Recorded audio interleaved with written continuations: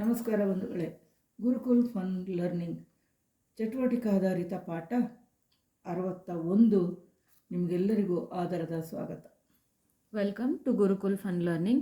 Today we are in class 61 of activity based learning. ಬಂಧುಗಳೇ, ನಾವು ಹಿಂದಿನ ತರಗತಿಯಲ್ಲಿ ಅವಿಭಕ್ತ ಕುಟುಂಬದ ಬಗ್ಗೆ ಎಲ್ಲ ಮಾಹಿತಿಗಳನ್ನು ತಿಳ್ಕೊಂಡ್ವಿ. ಇದನ್ನು ಮಕ್ಕಳಿಗೆ ತಿಳಿಸುವಂತಹ ಪ್ರಯತ್ನವನ್ನು ಮಾಡಿದ್ವಿ. ಈಗ ಇಲ್ಲಿ ನೀವು ಗಮನಿಸ್ತಾ ಇದ್ದೀರಿ, 2 ಕುಟುಂಬಗಳು ಈ ಕುಟುಂಬದಿಂದ ಪ್ರತ್ಯೇಕವಾಗಿ ನಿಂತಿವೆ. ಹಿಂದಿನ ತರಗತಿಯಲ್ಲಿ ಈ 2 ಕುಟುಂಬಗಳು ಒಟ್ಟಿಗೆ ಇದ್ದವು. ಈಗ ಏನೋ ಕಾರಣಗಳಿಂದ ಇವು ಪ್ರತ್ಯೇಕವಾಗಿ ಇದ್ದಾವೆ. ಇವುಗಳನ್ನು ನಾವು ಏನು ಕರಿತೇವೆ? ವಿಭಕ್ತ ಕುಟುಂಬ. In the last class, we learned about joint family. Today, here we have 2 families which appear as a separate unit from the joint family. So, these 2 families are separate from that family and they are called a nuclear family. So, this is a nuclear family and this one is a nuclear family. ಬಂಧುಗಳೇ, ಹಾಗಾದರೆ ವಿಭಕ್ತ ಕುಟುಂಬ ಅಂದರೆ ಏನು?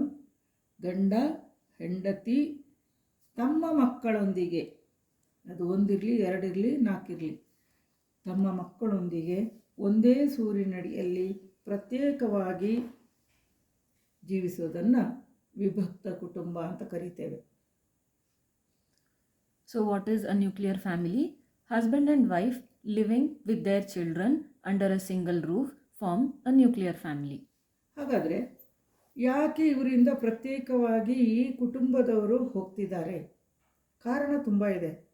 ಯಾಕಂತ ಹೇಳಿದ್ರೆ, ಉದ್ಯೋಗವನ್ನು ಅರಸಿಕೊಂಡು ಅಂದರೆ ಹುಡುಕಿಕೊಂಡು ಬೇರೆ ಊರುಗಳಿಗೆ ಹೋಗುವಂತಹ ಸಂದರ್ಭ ತುಂಬ ಇದೆ. ಇತ್ತೀಚೆಗಂತೂ ತುಂಬ ಓದಿರೋದ್ರಿಂದ ವಿದ್ಯಾವಂತರು ತಮ್ಮ ವಿದ್ಯಾರ್ಹತೆಗೆ ಸಂಬಂಧಪಟ್ಟಂತಹ ಉದ್ಯೋಗವನ್ನು ಅರಸಿಕೊಂಡು ಬೇರೆ ಊರುಗಳಿಗೆ ಹೋಗುವಂಥದ್ದು. ಆಮೇಲೆ ಪತಿ ಮತ್ತು ಪತ್ನಿ, ಗಂಡ ಹೆಂಡತಿ ಇಬ್ಬರೂ ಉದ್ಯೋಗ ಮಾಡಬೇಕಾಗಿ ಬರುವಂತಹ ಸಂದರ್ಭಗಳು ಹೆಚ್ಚಾಗಿರೋದ್ರಿಂದ ಅವರು ಈ ಕುಟುಂಬದಿಂದ ಬೇರೆ ಆಗ್ತಾರೆ. ಹಾಗೆ ಮದುವೆ ಮೊದಲು ಅಥವಾ ನಂತರ ಮೊದಲೇ ಬೇರೆ ಊರಿನಲ್ಲೇ ಕೆಲಸ ಮಾಡ್ತಾ ಇದ್ದಾಗ ಅದನ್ನೇ ಮುಂದುವರಿಸ್ಕೊಂಡು ಹೋಗಲಿಕ್ಕೂ ಕೂಡ ಈ ಕುಟುಂಬದಿಂದ ಅವರು ಬೇರೆ ಆಗ್ಬೋದು. ಈಗ ಏನಾಗಿದೆ ಅಂತ ಹೇಳಿದರೆ, ಇದು ಒಂದು ಟ್ರೆಂಡ್ ಆಗಿದೆ.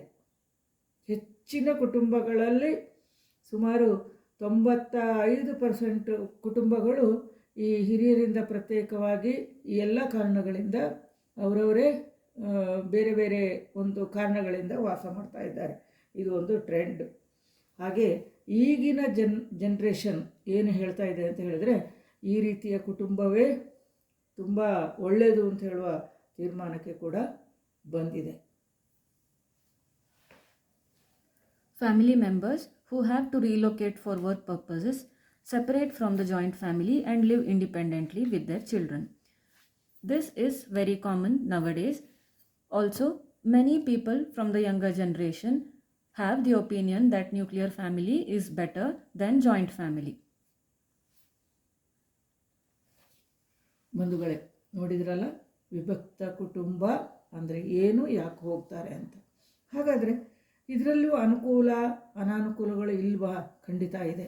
ಅದನ್ನು ಮುಂದಿನ ತರಗತಿಯಲ್ಲಿ ತಿಳಿಸುವ ಪ್ರಯತ್ನ ಮಾಡ್ತೇನೆ. ಧನ್ಯವಾದಗಳು.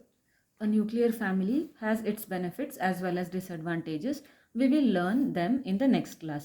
Thanks for learning with us.